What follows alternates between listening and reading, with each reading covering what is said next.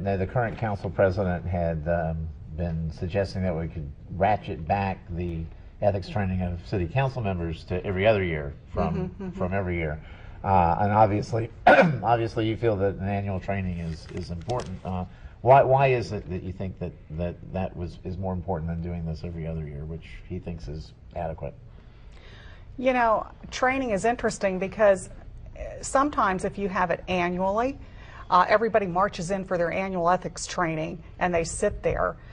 What's more important than training is really the top-down message, and are you continually putting out those messages, anti-corruption ethics messages. And you can do that in 5 minutes a month.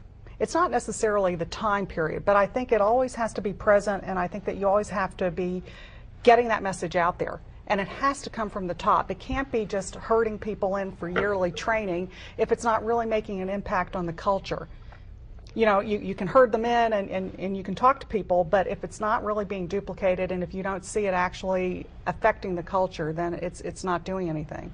So your point is that if they don't assimilate the message, if they don't internalize the message, then it scarcely matters how much formal messaging you make. Yeah, time of your tail end in the seat does not equal a change in the culture. That's very reasonable. Conrad, do you have anything to follow up? I just was wondering if you could, as a member of the public, I've had a question ever since I've been monitoring the Ethics Commission hearings and so on. I think the public has a little bit of a problem with realizing where the line of demarcation is, I guess, between you and the Ethics Commission, because we see you and we see the Ethics Commission, and it's like you're the supervisor or the ramrod or something by image, you know, if you're coming from the outside looking at it. Could you give us a little bit of an idea of where you see the lines to draw between yourself and the duties of the Commission? Well, that's a good question, and I have to also compliment you for coming to all of the Ethics Commission meetings and staying afterwards and asking questions and really trying to understand that, because if we had 20 citizens sitting there, the Ethics Commission would be able to make more of an impact. Conrad has been very dedicated in coming to the meetings. What happens is you have, and all organizations understand how this occurs, you have 9 members of the commission who are volunteers. They are mothers, lawyers, they've got a very busy life, and it's, oh my gosh, this afternoon is the Ethics Commission meeting, and they come there.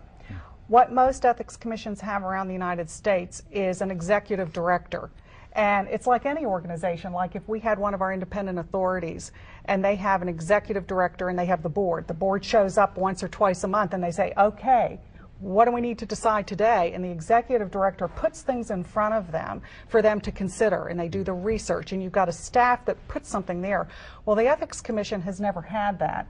I know because I chaired it, and so the volunteers show up once a month. All organizations know how this goes, and there's 1 or 2 people that are sort of working hard maybe the day before to put something together.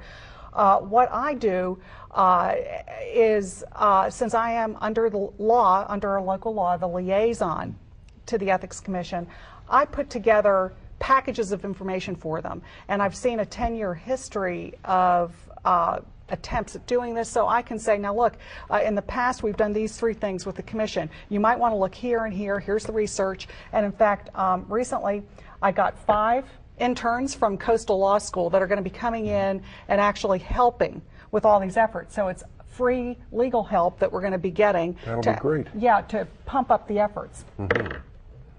That should be wonderful for us.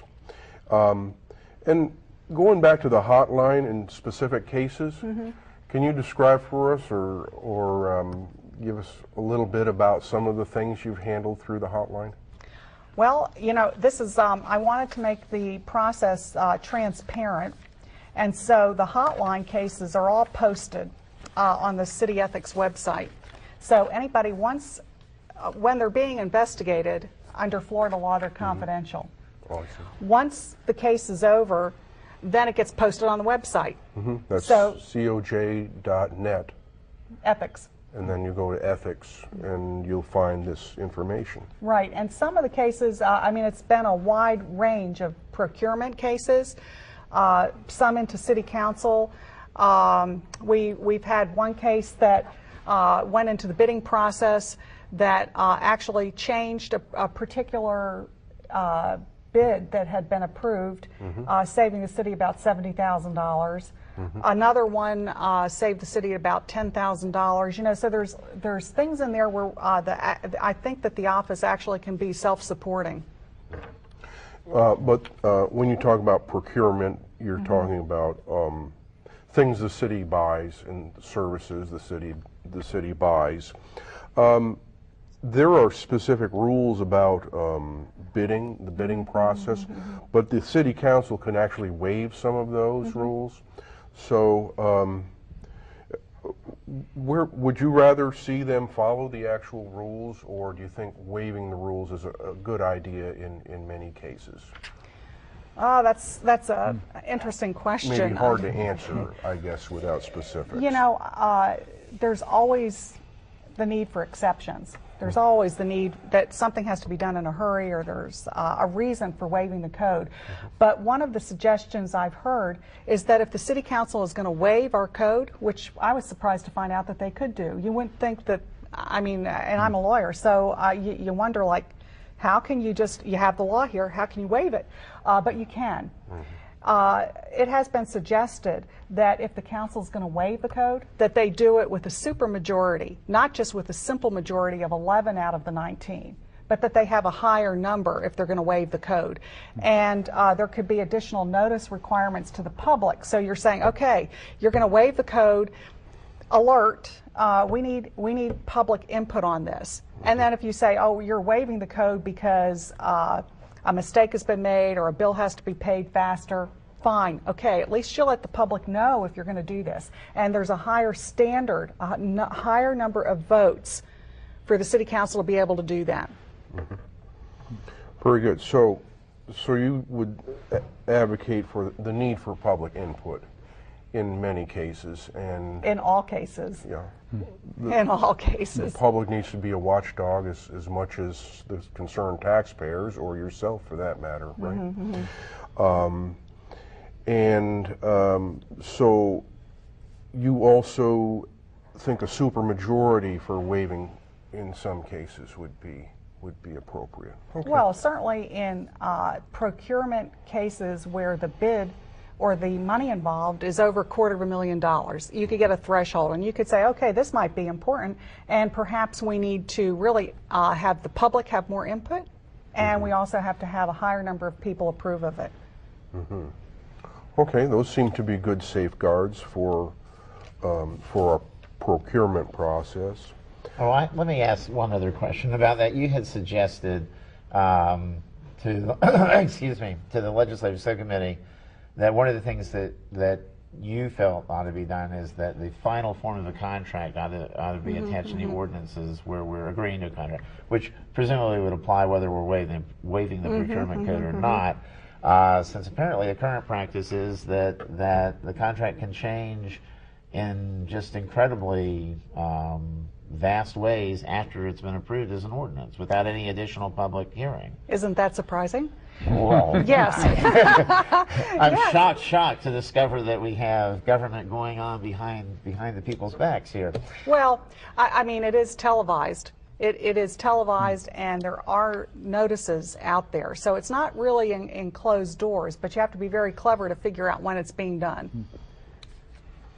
So we'll all try to be more clever when we look at city legislation. How about the Charter Review Commission? Again, Conrad was a dedicated attendee of those meetings, and he knows a whole lot more than I do about it. What did they decide about ethics, and where is the city going with that recommendation? Carla? Last year, the Ethics Commission met all year to talk about what do other cities do to really get a good watchdog group for the city.